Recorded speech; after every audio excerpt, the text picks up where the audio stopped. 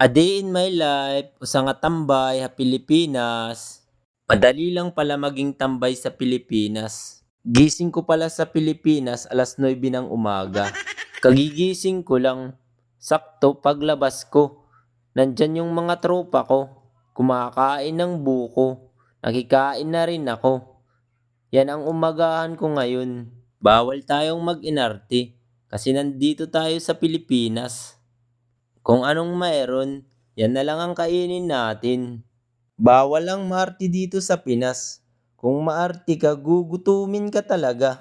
Kung nagbabalak kayo maging tambay sa Pinas, wag na niyong subukan. Magugutom talaga kayo. Masarap pala kumain ng buko. Mabuti na lang, sanay yung tiyan kong kumain ng buko tuwing umaga. Kung hindi yan sanay, panigurado yung sasakit niyang tiyan ko. Ang sarap talaga maging tambay sa Pilipinas. Pagkatapos kumain ng buko, pumunta agad ako sa plaza para maglaro ng basketball. Kailangan natin mag-ensayo kasi hindi tayo magaling sa basketball. Magaling lang tayong mamasa ng ice water sa kakampi. Yun ang ating rule sa basketball. Tapos na pala ako dyan magpapawis. Magpapahinga lang ako saglit. May pupuntahan pa kasi ako. Birthday kasi ng inaanak ko. Nandun sila ngayon sa Ibiran. Kararating ko lang, ito pala yung Ibiran. May swimming pool yan sa loob. Ito pala yung matatanaw mo pag nandyan ka na sa cottage nila. Tingnan mo, ang ganda talaga.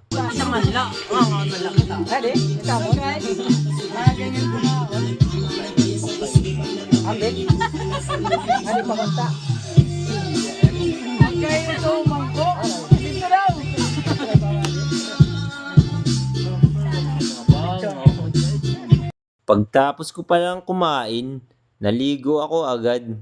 Kasi masarap yung tubig dito. Sobrang lamig kahit hapon na, malamig pa rin. Mura lang yung entrance dito, 30 pesos lang. Kahit maghapon ka nang maligo.